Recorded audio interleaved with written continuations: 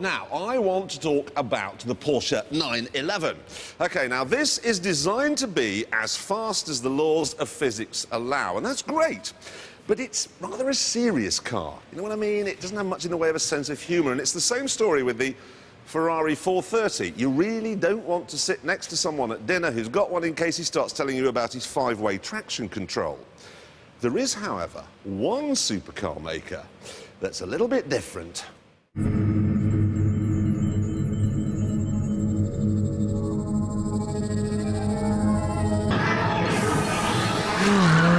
Lamborghinis are for people who want to move about in a big pantomime, a massive West End musical full of colour and noise. And to hell with how fast you can go round a corner. Unfortunately, the Gallardo, the baby Lambo, never really cut the mustard. As you'd expect, it isn't quite as nice to drive as a Ferrari 430. The steering isn't quite as delicate, there's less immediacy from the engine, and there's not quite as much poise. Sure, it has a flappy paddle gearbox and they just up the power a bit, but it still isn't a proper driver's car. Now, that would be fine if it was flamboyant and mad, but it isn't. Feels sort of like a big Audi TT.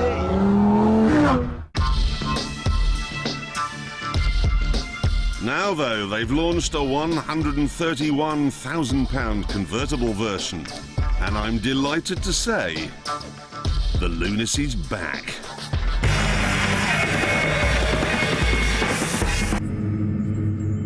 There are faults. The steering wheel, for instance, is covered in a bath mat, and if you push the seat all the way back, as I have to, it squeaks against the firewall. Can you hear that? It does that the whole time you're driving along. And you can never find the seat belt. Well, I don't care! Sure, you're going to get people coming up to you saying, oh, you could have gone round that corner point, 0.003 of a second faster if you'd had a Ferrari. Oh, you know, that's 100 kilograms heavier than the coupe, don't you? And it doesn't matter. Because I've got 93 million miles of headroom and I've got orange seats, and listen to this!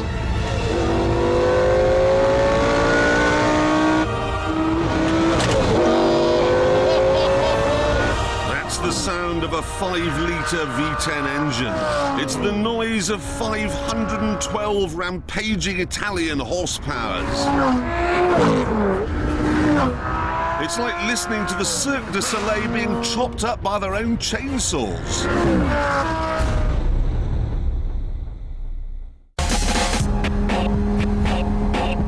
One of the things I love most about this car, though, is that they've painted it grey and fitted active exhausts that are supposed to be quiet at low speeds.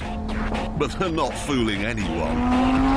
You can try to drive it quietly if you want to, but it's impossible, because if you accidentally stray over 3,500 RPM, you just get this sort of bark, like that. You hear that? Quiet. Bark. Ah! Driving through my local town the other day, and I nearly gave some poor old woman on the pavement a heart attack. Oh, sorry, love, sorry. There are two ways of removing a dodgy tooth, you know. There's the Ferrari way, which is an exquisite high-speed drill. Then there's the Lambo way, which is a big hammer. Yes! This is being alive now. Who cares about five-way traction control? I don't want that. I want more of this. I'm in love. It isn't all clown shoes and spinning bow ties, though. I mean, it has four-wheel drive, so there's lots of grip. It'll go from 0 to 60 in 4.7 seconds. And flat out, it'll be doing 195. That is pretty serious. Better still, it has a proper gearbox. The flappy paddle nonsense is a £5,000 optional extra. What's more, Lambo is owned these days by Audi, so you even get some German common sense. The nose, for instance, can be raised up when you get to a speed bump. And there's more. Inside, a lot of the equipment, the sat-nav, the aircon, the dials and so on, all come from an A8, so they sort of work. I remember the air conditioning in Lambos of old used to be an asthmatic sitting in the dashboard, blowing at you through a straw.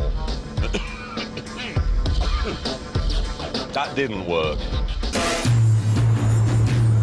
But my absolute favourite thing about this car is the way it looks. Hood down or hood up. It is desperately pretty. And it's tiny. It's the same length as a Ford Focus, which means it's easy to park and easy to drive in town.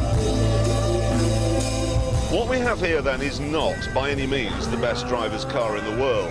But you could use it every day if you wanted to, and it has the most important characteristic that I look for in a car.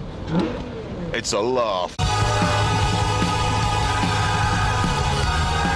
You drive a Ferrari with a rather serious expression on your face.